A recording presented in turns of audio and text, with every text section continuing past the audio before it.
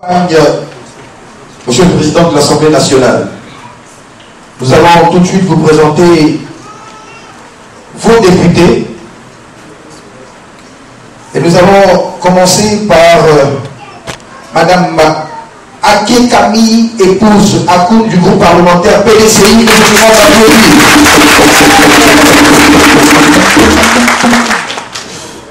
Madame Diaby Nassalatou, groupe parlementaire LDR. Pour les hommes, nous avons Monsieur Yéwa Atta Kobelan, groupe parlementaire Dialogue, le secrétaire du bureau de l'Assemblée nationale. Monsieur Dan Jules Desrosten, groupe parlementaire UDPCI. Elle va certainement arriver avant la fin. Madame Yasmina Gessen, groupe parlementaire PDCI, je vous demande d'applaudir également. Ça, c'est pour les députés. Et il y a une délégation qui travaille, bien sûr, aux côtés de son Excellence, Monsieur le Président de l'Assemblée. Je vous présente maintenant Monsieur Lat Awanzi, secrétaire général adjoint de l'Assemblée. Monsieur Wadara Thomas, chef de cabinet. Le professeur Franklin Niamsi, conseiller. Il est dans la salle, très distrait, il est journaliste. M. Félémon Massala, je vous demande d'applaudir. Et puis, votre frère et serviteur qui tient le micro, M. Yves Zopo Junior.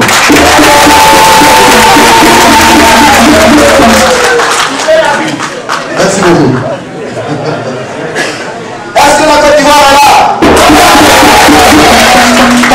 Excellent, Monsieur le Président de l'Assemblée nationale, nous allons demander à une dame, celle qui porte haut la mission de vous livrer le message de la diaspora.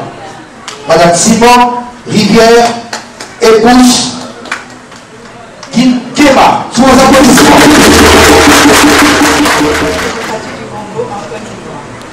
Vice-doyenne du corps diplomatique à Abidjan. Monsieur les consuls de Côte d'Ivoire, Mesdames et Messieurs, la communauté ivoirienne vivant en République démocratique du Congo vous souhaite à quoi en terre congolaise. À l'occasion de votre participation à la cérémonie d'ouverture de la session de l'Assemblée nationale de la République démocratique du Congo, à l'invitation de l'honorable Robert Minakou, président de cette institution. Monsieur le Président, il y a 6 mois, en octobre 2012, la communauté ivoirienne recevait dans ce grand complexe hôtelier le premier magistrat de la Côte d'Ivoire, son Excellence, Monsieur Alassane Ouattara.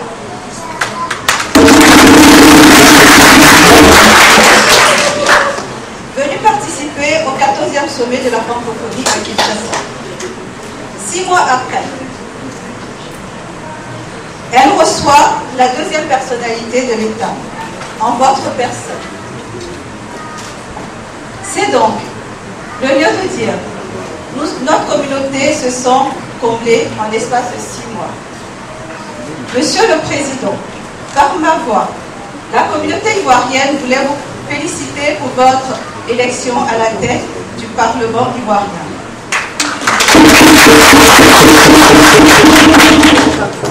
L'exercice de cette haute fonction par votre Excellence ne surprend guère notre communauté.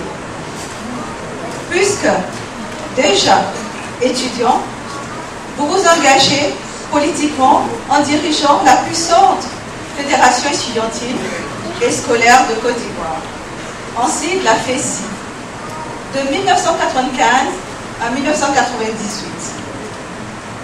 Et nous savons ce que cela vous a valu, à savoir plusieurs séjours en prison. Cet engagement politique dans le milieu estudiantin préfigurait déjà le grand homme politique que vous êtes aujourd'hui. La communauté ivoirienne est fière de communier ce jour avec un illustre fils du pays. en la personne de votre Excellence.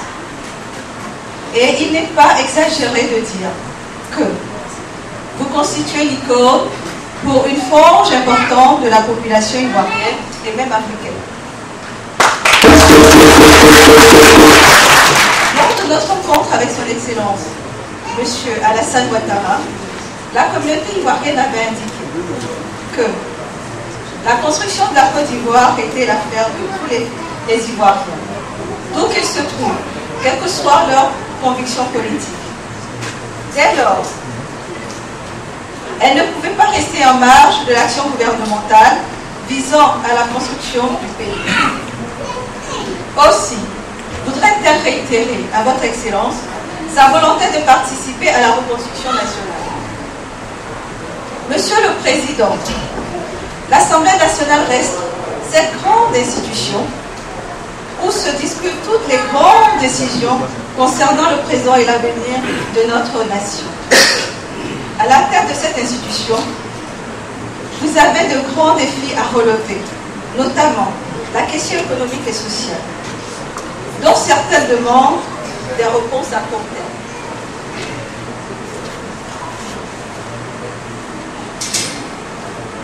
Monsieur le Président, après des décennies de crise, la Côte d'Ivoire est résolument engagée sur la voie de la paix.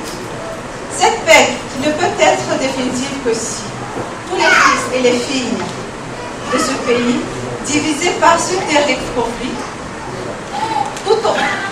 font un dépassement sur eux-mêmes pour vivre ensemble comme par le passé.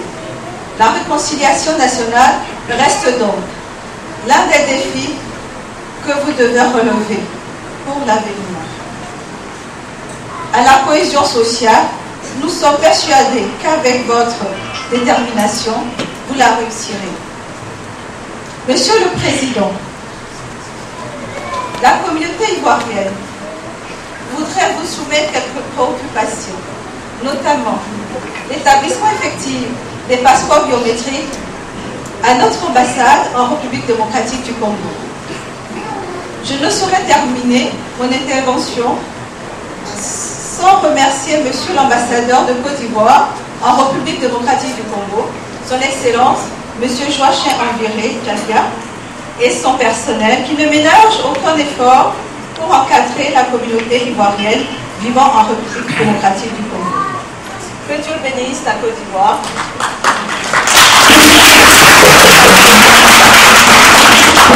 Que Dieu bénisse la diaspora ivoirienne. Merci beaucoup, Madame Dira.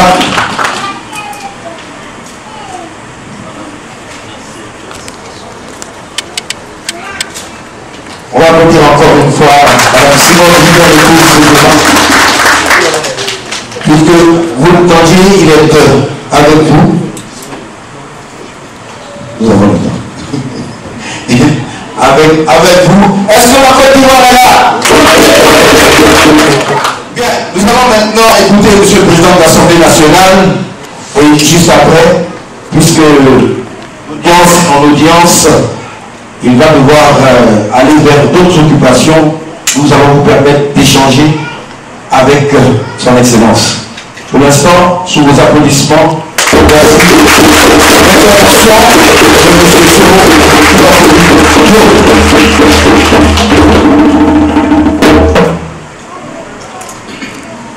Monsieur l'ambassadeur de Côte d'Ivoire en République démocratique du Congo, Monsieur le consul honoraire de Côte d'Ivoire en République démocratique du Congo, Mesdames et Messieurs les députés de l'Assemblée nationale de Côte d'Ivoire, Monsieur le représentant résident du PNUD en République démocratique du Congo, Madame la porte-parole des Ivoiriens résidant en République démocratique du Congo, Mesdames et Messieurs, chers frères, chères sœurs, Je voudrais commencer mes propos par des mots de remerciement. Ma délégation et moi-même tenons à remercier Monsieur l'ambassadeur de Côte d'Ivoire en République démocratique du Congo et le consul pour la disponibilité. Et surtout pour toutes les dispositions utiles, nécessaires, prises pour que notre séjour soit ici agréable. J'associe à ces remerciements l'épouse de Monsieur l'ambassadeur, discrète, mais qui est ici avec nous. À la suite de ces remerciements, je veux, au nom de la délégation de parlementaires ici, saluer tous nos frères et sœurs qui vivent ici en République démocratique du Congo. Comme vous-même vous l'avez dit, je conduis ici une délégation à l'invitation du président de l'Assemblée nationale du Congo, M. Aubin Menakou, que j'ai rencontré en marge de la réunion du bureau de l'Assemblée parlementaire de la francophonie, qui a aimablement invité son homologue de Côte d'Ivoire. Je veux lui dire ici devant vous, chers frères, chers sœurs ivoiriens, ma gratitude et ma reconnaissance. Parce que depuis que nous sommes ici à Kinshasa, elle n'a ménagé aucun effort. Et vous avez pu remarquer que nous avons été le seul invité à l'ouverture de cette session. Ça montre bien toute la considération, l'amitié qu'il a portée à la Côte d'Ivoire. C'est pourquoi je veux le saluer publiquement pour que les Ivoiriens le sachent.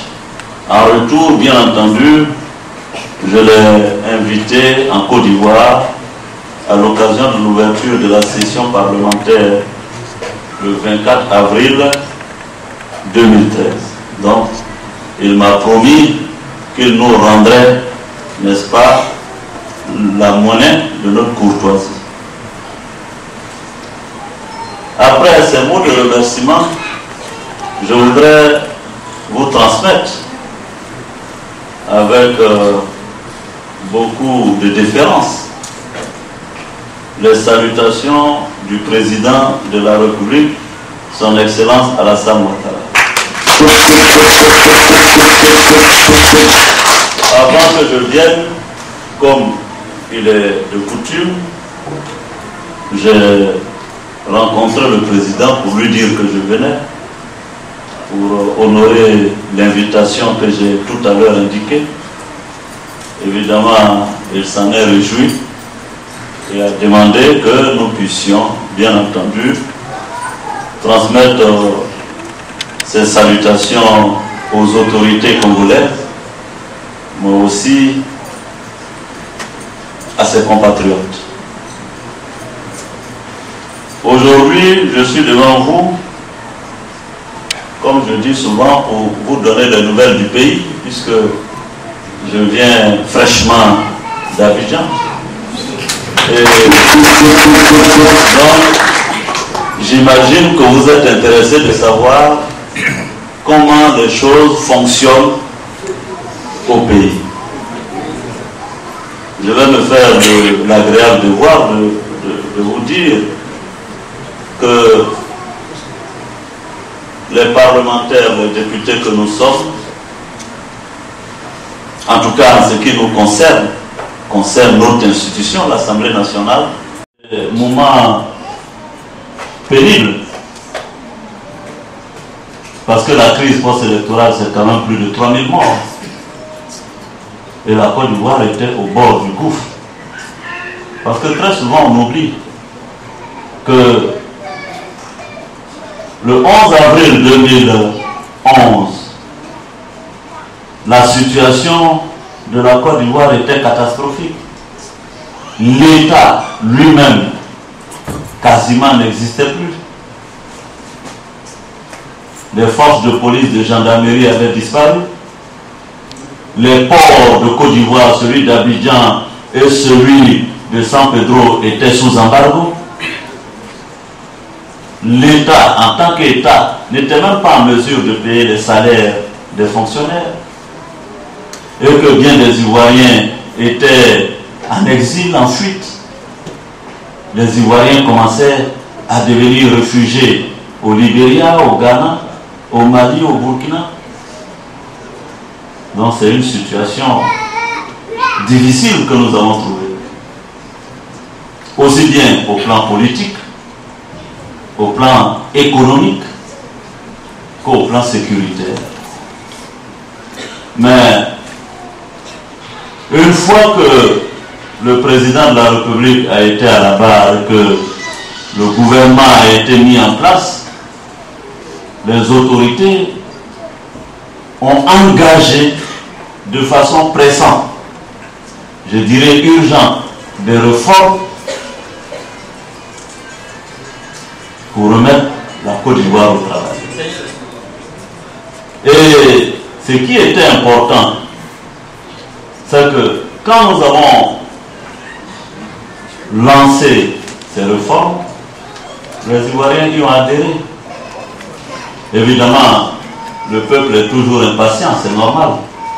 Parce que je discutais avec quelqu'un récemment qui disait que une exigence, quand elle est satisfaite, n'en est plus une. Et alors, on trouve une autre exigence.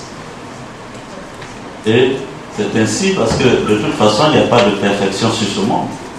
Et que tout est appelé à évoluer. Donc, aujourd'hui, pour vous faire le point en Côte d'Ivoire, je dois dire que la situation s'est notoirement améliorée.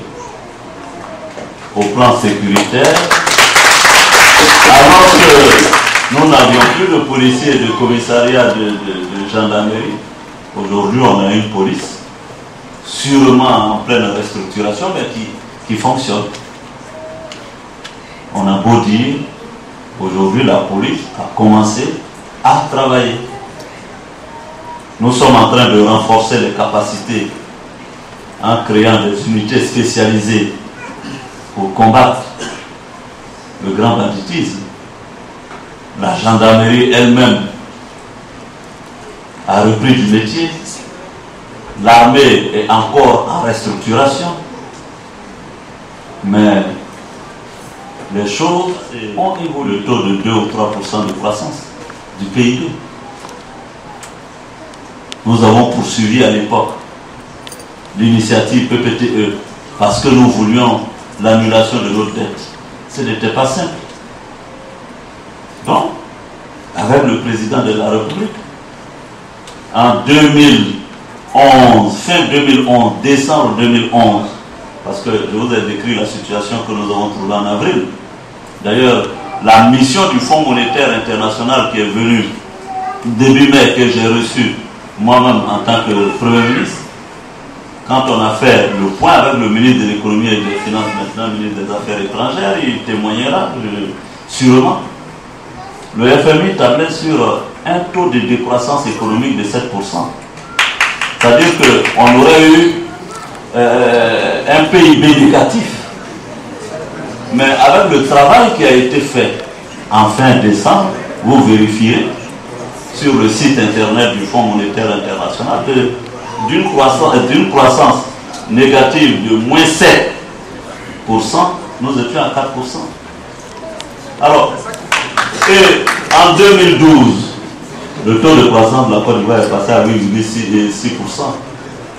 Donc, mais quand on dit ça aux Ivoiriens, ils disent, nous là, c'est pas chiffre au manque. On veut manger du riz avec de la viande dans la sauce et tout ça, etc. Bon, d'accord. D'accord, sauf qu'un pays ne peut pas marcher non plus sans chiffres. Je suis désolé, il faut commencer par les chiffres. Il faut de vraies réformes. Et c'est ce que le président est en train de faire. Évidemment, on dit maintenant à Abidjan, et il semble que c'est plus les jeunes filles qui s'en plaignent que l'argent ne circule pas.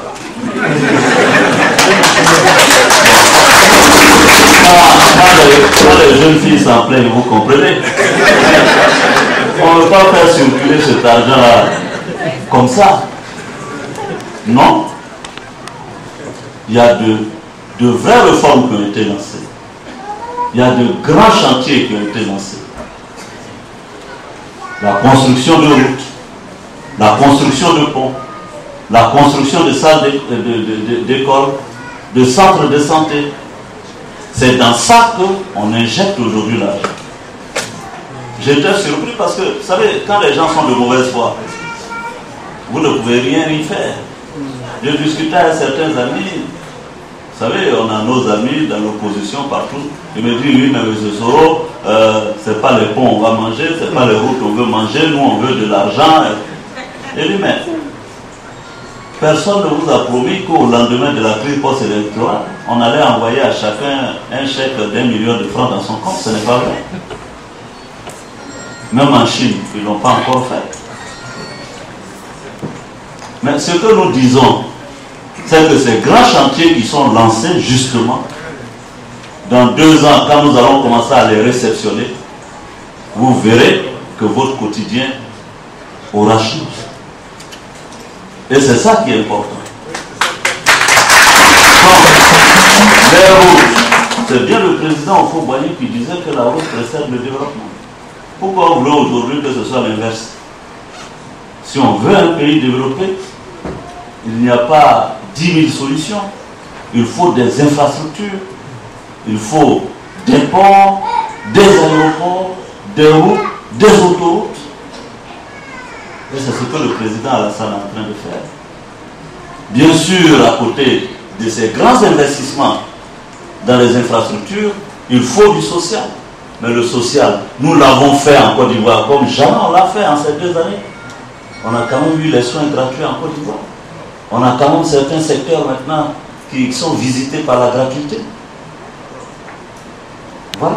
L'école, les élèves à l'école primaire, les kits scolaires qui sont distribués. Évidemment, on ne vous donne pas de l'argent en monnaie pour que chacun aille faire la fête dans le maquis, mais on préfère investir dans votre enfant qui a ses kits. On préfère ouvrir le centre de santé pour qu'il se soigne, la femme enceinte puisse accoucher dans de meilleures conditions, que le paysan puisse évacuer ses produits en ville. C'est ce que nous faisons. Parce que la charité de la vie, c'est quoi? C'est ça. Il y a de grands programmes pour que demain, on ne continue plus d'importer le riz. En 2015, 2016, on devrait être autosuffisant en riz en Côte d'Ivoire. Mais c'est ça le développement. C'est pas quand on distribue de l'argent sous table ou qu'on va, comment on appelle, par la corruption, faire circuler. Non. Il faut laisser tomber les mauvaises habitudes. Il faut prendre les bonnes habitudes. Et les bonnes habitudes, ce sont ces réformes que le président de la République a lancées. Et c'est là la preuve que les chiffres que nous donnons sont vrais. On me dit, mais monsieur le président de l'Assemblée, nous avons maintenant quelques délestages, on a de l'eau qui ne fonctionne pas à gauche, à droite. Il faut communiquer sur ces questions. Mais c'était prévisible. Les premiers délestages qu'on a vus en Côte d'Ivoire, c'était en 2008, j'étais prévu. Et vous savez pourquoi? Parce que le réseau électrique n'avait connu aucun investissement 25 ans en arrière. Or, la population augmente, la consommation en électricité ne stagne pas, elle évolue. Donc, à un moment donné, ce qui était vrai hier ne l'est plus aujourd'hui. Donc, quand on connaît le délestage aujourd'hui, ce n'est pas aujourd'hui. C'est des investissements qu'on n'a pas fait hier qui fait qu'il y a le délestage aujourd'hui. Quand on n'a pas d'eau aujourd'hui, ce n'est pas aujourd'hui. C'est des investissements qu'on n'a pas fait dans le secteur de l'eau depuis 10 ans, 15 ans, qui nous rattrapent. Mais comme on est l'État, on ne peut pas dire, bon, comme c'est hier on n'a pas fait les investissements, on n'assume pas, on assume et on va apporter des solutions. Donc, je pense que dans un an, dans le dernier semestre de l'année de 2013, les gens verront le changement.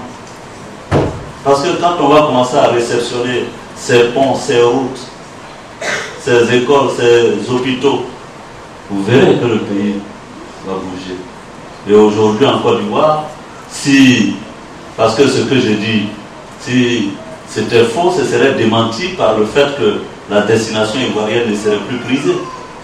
Mais si vous avez noté, la semaine dernière, non seulement il y a une nouvelle compagnie qui arrive en Côte d'Ivoire, mais Air France augmente le nombre de ses avions en destination de Côte d'Ivoire. Au lieu de ça, il passe à 10 vols par semaine. Ça montre bien que les investisseurs sont intéressés par la destination de la Côte d'Ivoire. Et c'est à nous de continuer de faire les efforts en matière de sécurité pour que l'économie connaisse le regain que nous souhaitons tous. Donc, à mon avis, en économie, sur la question économique, ça fonctionne. Le président de la République est lui-même quelqu'un d'outillé de façon pertinente sur la question et ça ne pouvait pas être autrement. Sur le plan politique, vous l'avez dit dans votre discours, Madame la porte-parole, il y a la question de la réconciliation nationale. Évidemment, l'urgence après avril 2011 était de mettre en place les institutions. Parce que, en réalité, aujourd'hui, la démocratie nous enseigne que ce n'est pas les individus qui comptent, c'est les institutions. C'est pourquoi quelqu'un disait qu'il faut des institutions fortes dans nos pays. Donc l'urgent était de mettre en place ces institutions. Et nous avons travaillé. L'Assemblée nationale est aujourd'hui la preuve palpable de l'existence de cette institution. Bientôt, le 25 avril, c'est bien ça. Mais le 25 avril, ça fera un an qu'on a mis en place notre institution. Moi-même, j'ai été élu le 12 mars, je crois, c'est le 12 mars. Donc, en un an d'existence, l'Assemblée nationale de Côte d'Ivoire a su montrer aux Ivoiriens que c'était une institution importante et que ce n'était pas une chambre d'enregistrement ni une caisse de résonance. On est allé tellement vite et fort qu'on a renversé un gouvernement.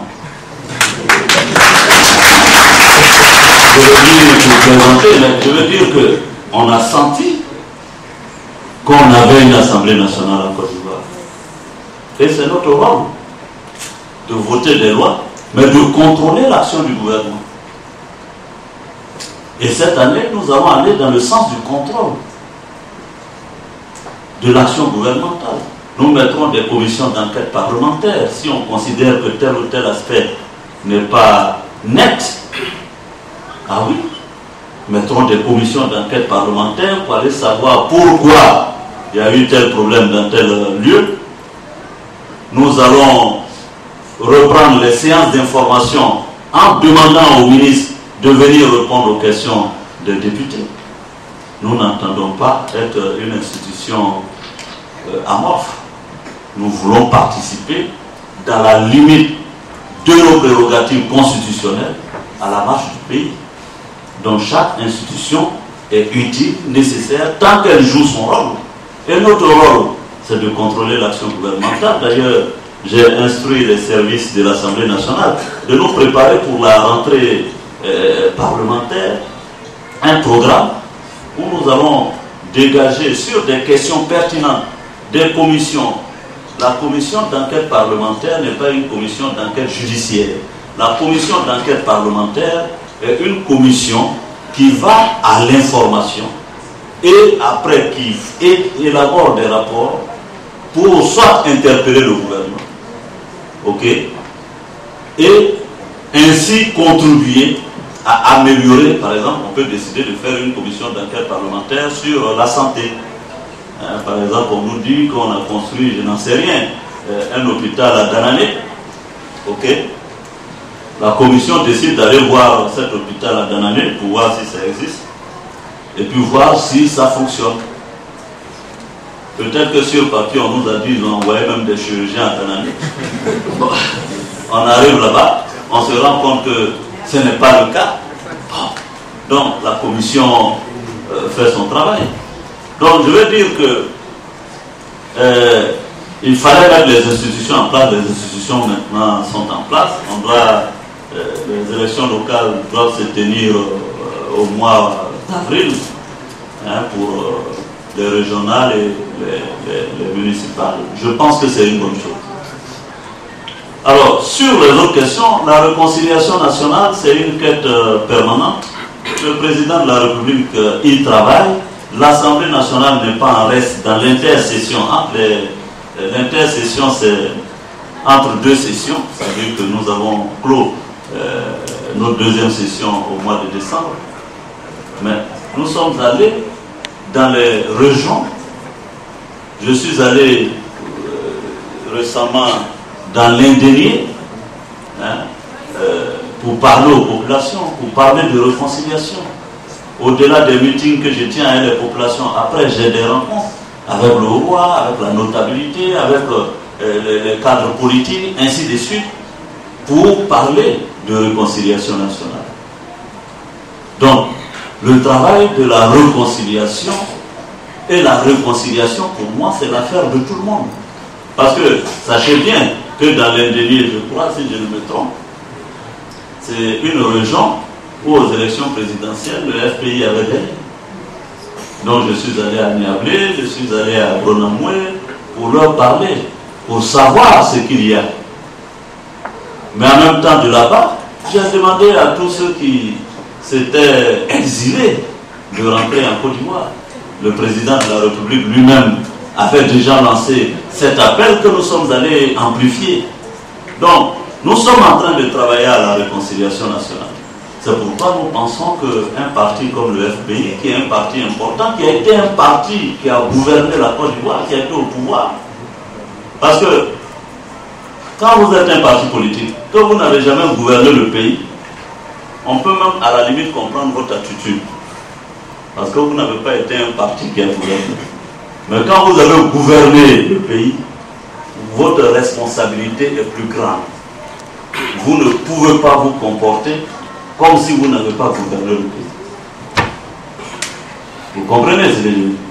Donc, aujourd'hui, nous disons que toutes les forces politiques, quelles qu'elles soient, doivent s'inscrire dans le sens de la gestion du pays, dans le sens de la quête du développement du pays et dans le sens de la réconciliation nationale.